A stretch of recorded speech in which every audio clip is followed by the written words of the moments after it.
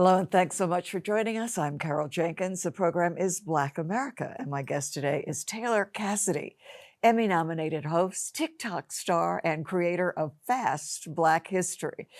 She joins me here today to discuss her debut book, Black History is Your History. And Taylor, thanks so much for being here. Thank you for having me. I'm so happy to be here. I can't, I know in the script it comes much later, but that you have 2 million TikTok followers, I just can't get over that. Yes, I do. It's been a long journey. I started TikTok in 2019, so it will be 6 years this November. So, But now when you started this, you were 17 yes, in high school, and in the first year you had the 2 million followers. I believe so. If memory serves me right, I believe I did hit 2 million in at the end of 2020. So there you were, a TikTok sensation, and still TikTok sensation. Yeah. And so one of the things that you do is that you distill Black history into biteable chunks, so to speak. So what do you think? It's 15 seconds? How did you come up with that short? Yes. So my goal was to teach Black history in a very engaging way. And I knew that people my age, my peers my age, our attention spans were small, like very small. So when I first started, my goal was to make each of them 15 seconds long because that was the standard video time on TikTok at the time. But what I really did, if you go back in my old videos, I had this intro that I did. Hi everyone, my name is Taylor Cassidy. I'm a creator on basically TikTok announcing like and what the video Instagram. was. And I was very strict. I made every single one of those intros 1 second long.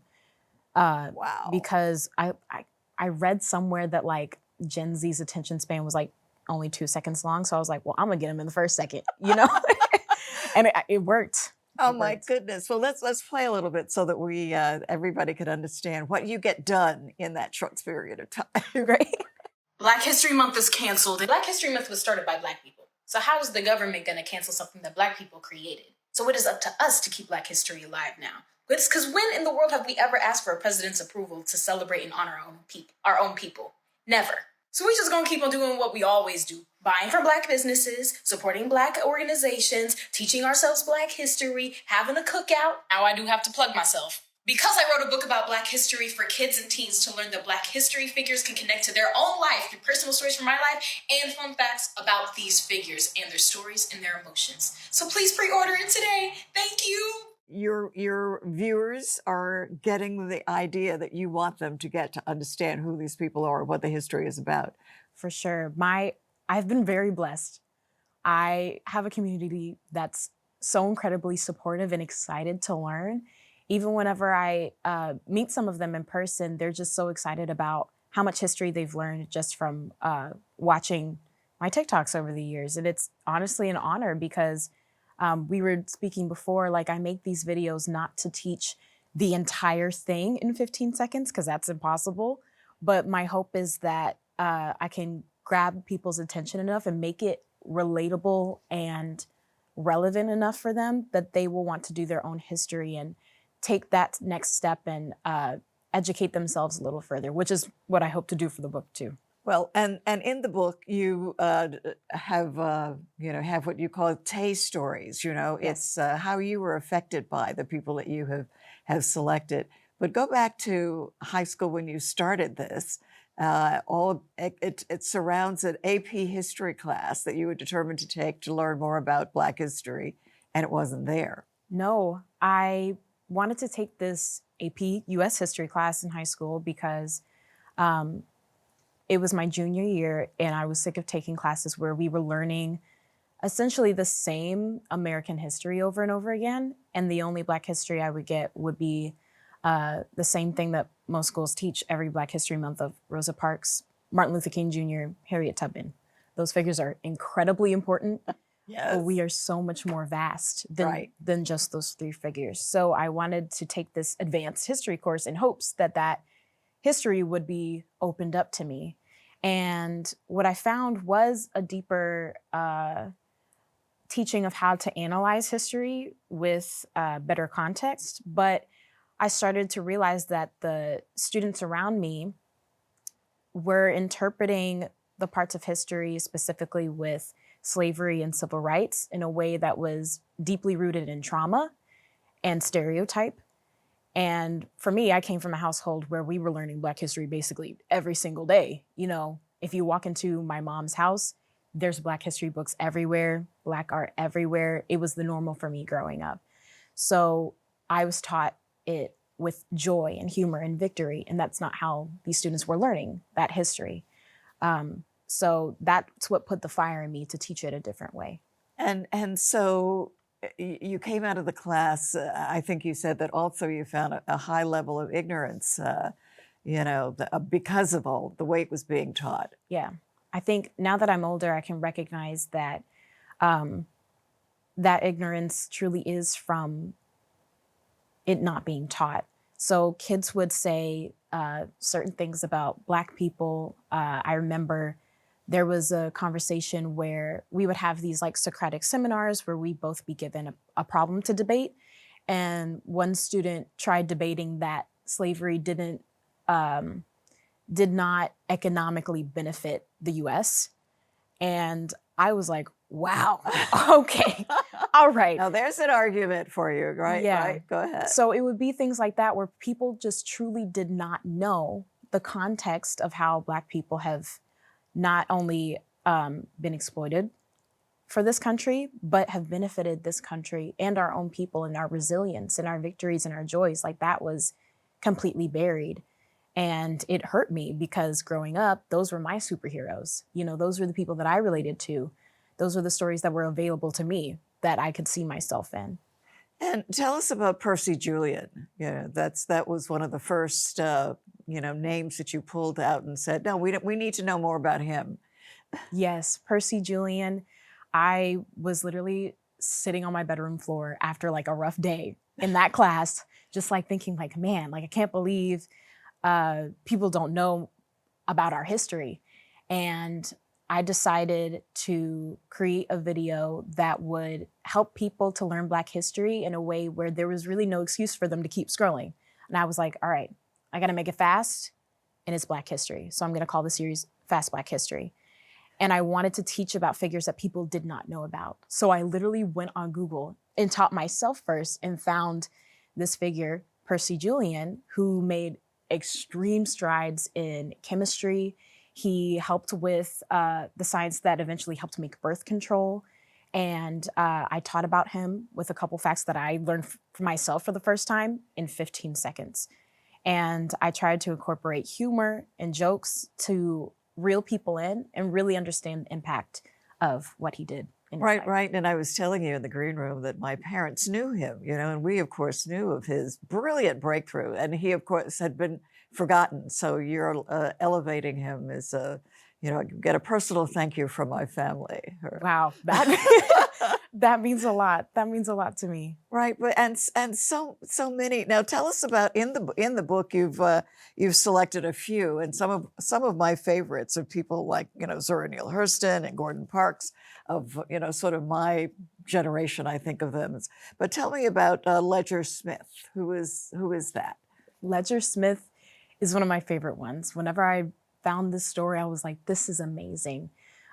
Ledger Smith was an entertainer. He would like go to people's birthday parties and roller skate and like entertain. And whenever he heard about the March on Washington, he decided that he wanted to make a really bold statement as to how much this march meant to him and what it represented. So he decided to skate 600 miles to DC, where the March on Washington was, with a sign essentially promoting civil rights movement, equality, to show everybody the lengths that he was willing to go to for equality to happen. Like, wow. I think that was amazing. And I thought it was perfect to describe that you don't need to have all of these different academic skills and experience to make an impact. You can start with what you have. And what he had was roller skating. So, well, thank you for adding his name to the March on Washington, the legendary ones we hear about every single year. But that's great. Tommy Smith. Yes. Tommy Smith was an athlete. He is an athlete. He is a track runner, and he went to the Olympics. And during the Olympics, he won a gold medal along with his fellow team member. And in protest of apartheid happening in South Africa and civil rights continuing to be fought for in America, on the stand when they received their medal, they decided to put up the Black Power fist and wear different things that symbolized oppression and the fight for civil rights. And when that happened, the stadium went quiet. They were booed. And they did that to make a statement on a worldwide level of how necessary people's attention needed to be on the progression of equality for people. So certainly we all know that photograph, you know, but would we be able to identify Tommy Smith, you know? So that's what you've done to pull him out, you know, out of obscurity, so to speak. Yeah, yes. And to show just how much bravery and audacity needed to happen in order to make such a statement like that at the Olympics, and how important it was that he had his team member with him supporting him. Right, and breakthroughs in terms of what was allowed in the Olympics after that. Exactly. Now, also, well, Mae Jemison is another one, you know, that you've selected in the book, and you did not do 100 people. You know, you did enough to tantalize the reader. Yes. So Mae Jemison made it into your list of top, what, 12? Yes, 12. Right. Yes, Mae Jemison, I love her story. She was the first African-American woman to go to space. But not only that, she has made so many different accomplishments. She helps youth be able to go into more STEM jobs and programs. Before she went into space, she did so many amazing things that I think people should know about. And more importantly, she had the audacity to dream for herself at a time where that job and that idea of a Black woman going to space was completely like out of the question during her time. And she spoke that as a child. So I thought it was important for kids, teens, and also adults to know that no matter how big your dream is, you can do that. You can do it. Well, and the title of the book is Black History is Your History. I can't help but think that you have a little bit more in meaning rather than this is your Black history, this is your history period for everybody in this country. Yeah, for sure. Black history is your history is a phrase that I used to say at the end of every Fast Black History video. I would always end it by saying, remember, Black history is your history. Not just to say that Black history is for everyone to learn, Black history is American history, all of those things are true, but specifically with this book, I thought it was necessary to name it this because I thought it was important to say that no matter what Black history you learned, there's a personal lesson that you can take from it, and you can be just as great as these people. You can experience the same amount of victory that these people experienced, and therefore their history can directly influence the history that you're about to make. So, so much is said these days about social media and of how it is, it's bad for our kids, you know, to put it plainly like that, you know. What are your thoughts? If 2 million people are coming to you to learn about Black history, then it must not all be bad. So I think there are absolutely practices and parts of social media that are not the greatest. But I think that if you learn what's best for you and use social media as a tool for your real own life off the phone, I think it can be amazing.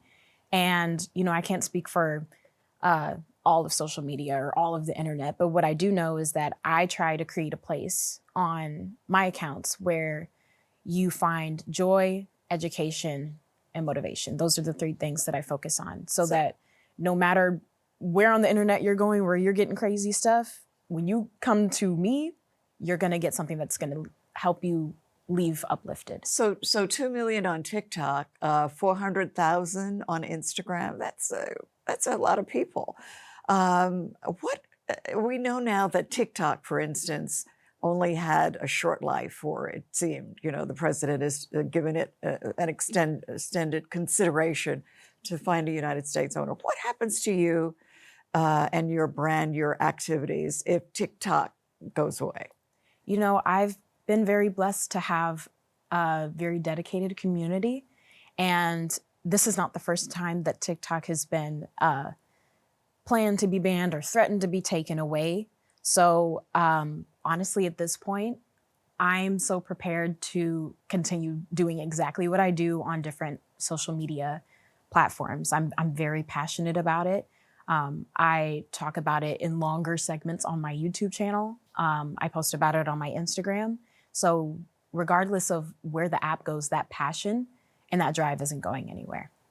Right, right. So how we know that you're a huge success, TED Talk.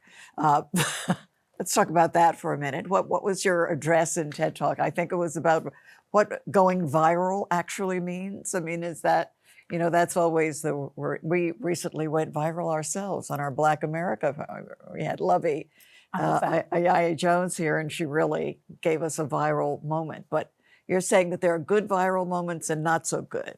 Yes, and I still believe that. I still believe it. I gave a TED Talk at Georgetown University, and it was titled "Virality Doesn't Always Mean Impact." And I talked about my story, about when I first started going viral as a teenager. And I spoke about how a lot of times, especially Gen Z, are taught that success and impact means reaching the most people. If you reach the most people, that means you've completely succeeded. And what I learned is that there are moments where videos can go viral. You can get millions and millions of views. But if you go into the comments and see that most of them are spam comments, or it's just like a couple emojis, it might not have the same impact as it would have if maybe you posted something where you put your entire heart into it and it didn't get as popular as you thought. But if you see directly that people are saying, I'm gonna take this action because I saw this. I'm gonna start this club. I'm gonna start campaigning for this in my school. And that's what I started to see. I would see Black History videos not perform as well as other videos, but I would see so much more direct action from people from those videos. So that's what the TED Talk was about, essentially saying your mission and your dedication to that is going to reach so many more people than chasing what is popular or chasing what you think is going to get the most views. You know? Right. Very important for you to share that. And now you have experience as a flat out reporter because of Nick News Jr. Yeah. Is that what they called it? And its inspiration there. And we were talking about Linda Ellerby, who is a colleague of mine in the news business, who, you know, was the first boss of all of that. So talk to us about that. Got an Emmy nomination from your work that you did there as a reporter. So how old were you then when you were reporting? I was 20. I was 20 whenever I first started with Nick News. And first of all, it's an honor to meet somebody who worked with Linda Ellerby because they taught us about her legacy deeply. But that experience was truly amazing. It truly did take me in so many different parts of the country. And it was an honor to be able to share that news with kids. And so your thoughts about the news industry now, I mean, having been a straight out, you know, objective news reporter, you know, with Nick News, you know, what do you see now in mainstream media and where we've come? I think that, at least for me, what I admired so much about Nick News is that we explored topics that were real and truly did affect kids. I think that there's a rhetoric in the media, specifically with education, that there are certain parts of history or there's certain situations that we need to protect kids from so they don't feel bad or so they don't get sad or get mad. But what Nick News really did teach me is that kids are already going through the problems that we already talk about. They're already aware and they're incredibly smart and they're incredibly intellectual. They can analyze, they can make connections, and those very real problems, they can handle it. They're strong enough And it's honestly necessary for them to be aware of it and to know to become well-rounded people. So I think that that was really necessary for me to realize these kids got this, you know. I think that they got it, and you got this. You know, we were talking before we started about your mother, and you mentioned your grandmother as well. So tell us about your upbringing. Yes, my Nana was a teacher. She's an English teacher. And because of that, my mom was extremely heavy on the academics. Like, she did not play. She was like, you're going to study, you're going to do your best in school, and you're going to know this Black history.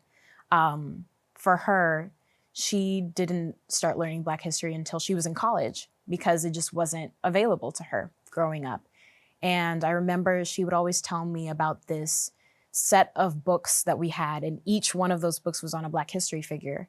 And she said she bought that 15 years before she had kids, specifically to teach us Black history. So my upbringing was filled with Black history. There were moments where we'd be in the car, and if we wanted to go to a fast food restaurant or something, she'd be like, okay, tell me who the first Black pilot was.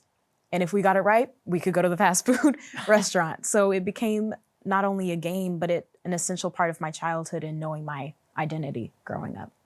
And one of the things that we're all faced with now is, and I love that story of the book. Your mom, you know, bought that set of books for you. You know, but their books are being banned. I don't know whether yours, you know, I'm not sure. will right will be in that category, but some that you would seem that there's no harm here, and yet they're being banned. Your thoughts on, you know, on that? I think it's targeted. I think it's very clear that the books that are being banned, they target diverse authors and authors that want to speak to different perspectives, different identities. And it honestly, it breaks my heart because I see certain books that are banned that I read in high school, into middle school, that completely opened up my perspective, that made me want to try harder in school because of how beautiful the language was or how much I related to it. Like The Bluest Eye is banned in many parts of the country by Toni Morrison. Mm-hmm. And that is one of the first books I read in high school where I truly, truly related with the character and knew her struggles and knew the kind of thinking that she went through. And it made me want to write more poetically in school, and it made me want to try harder in English class. So the books that are being banned take away certain identities and certain availability for stories for kids with those identities. So for our audience, now that you've written a book, you know, Black history is your history, and you have your bites of, you know, information that are being spread. How do we hold on to this? How do we make sure, you know, that kids and adults know the history and celebrate it? Honestly, keep learning, keep finding things to be curious about. Get a library card and start reading books that you usually wouldn't read. And there's so much content out there, documentaries, books, movies, where you can find your specific way of learning Black history, learning different types of history, and finding ways to incorporate it in your life. That's one of the ways that I chose to write this book, is not only sharing stories about my life and stories about these figures, but trying to connect and teach kids and anyone who reads the book ways that they can take into their life of seeing history that they teach. I'm so enjoying this conversation and everything that you're doing. We only have a couple of minutes left, but you know, in the Mae Jemison chapter, you talk about fun space pickup lines. So, you know, for people to, I guess people are still using pickup lines. Yes. Yes. So in the chapter, I talk about how I'm afraid of deep space. So to make myself feel better, I do these space-themed pickup lines. So one of them is, you're like Venus. You're the hottest in my solar system. Wow. Wow. That's something. You think I should use that, you know, my next? For sure. You should write it down. I will. Grab the book. I'm going to write it down, write it, I read it out loud. Right. Great. Well, thank you so much, Taylor Cassidy, for, you know, for being with us today. Your everything that you're doing is fantastic. I love it. The book is Black History is Your History, for everybody. And it's got some terrific 12 profiles that will, you know, just sort of whet the appetite for learning more. And thanks so much for being with us. And thanks to you all out there for being with us as well. I'm Carol Jenkins, and the program is Black America. We will see you the next time. Taylor Cassidy, congratulations on your book. Thank you so much. Thank you.